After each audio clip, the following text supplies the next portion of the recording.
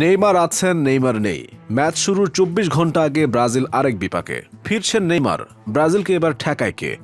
Korea যেখানে ভয়ঙ্কর, ব্রাজিলের ড্রেসিং রুমে আনন্দ মেলা। কিন্তু কেন? সব আলো একসঙ্গে জ্বলে উঠবে আজ। আগের সব হিসাব শেষ করেছে ব্রাজিল। এখন যে নকআউট সাগর পাড়ি দেওয়ার পালা, উত্তাল সে সাগরে ব্রাজিলের আশার তরির বৈঠা বাইবেন কে?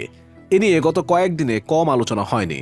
ঘুরে ফিরে সবার পছন্দের তালিকায় নেইমার, সেলেকাউদের স্বপ্ন সারথি, হেক্সা মিশনের পিলার। কিন্তু দুর্গম পথ চলতে তাকে কি পুরোটা সময় পাচ্ছে ব্রাজিল?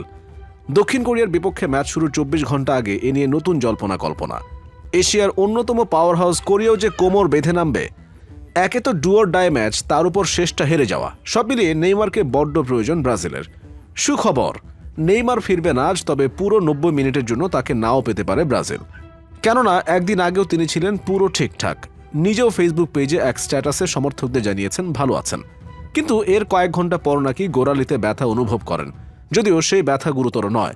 সেজন্য গতকালের অনুশীলনে পেইন কিলার স্প্রে নিয়ে বল কিক করেন এবং কিছুটা সময় ফুটবলের সঙ্গে কাটান।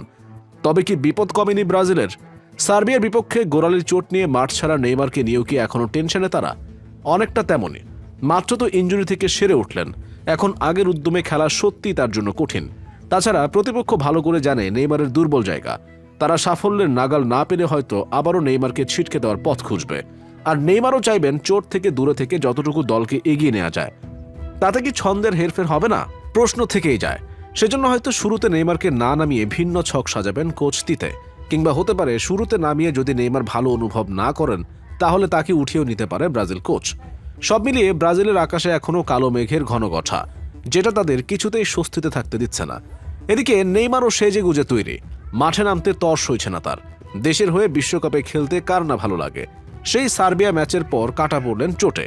এরপর তাকে কখনো টিম হোটেলের টিভিতে, আবার কখনো গ্যালারিতে দর্শক হয়ে দেখতে হয়েছিল সতীর্থের জয় পরাজয়। হয়তো করতালি দিয়ে সবাইকে উদ্বুদ্ধ করেছেন, হয়তো হাত নেড়ে দর্শকদের জানিয়ে দেন আমিও ফিরবো, একটু অপেক্ষা করুন। তাই তো মাঠে নামার আগে নতুন লুকে নিজেকে তৈরি করছেন ব্রাজিলের এই যুবরাজ। চুলে নতুন ছাট, দাড়িটা আরেকটু পরিপাটি। এমনিতে নেইমার ফ্যাশন প্রিয়, তার উপর মহামঞ্চে নতুন করে ফেরার অপেক্ষায়।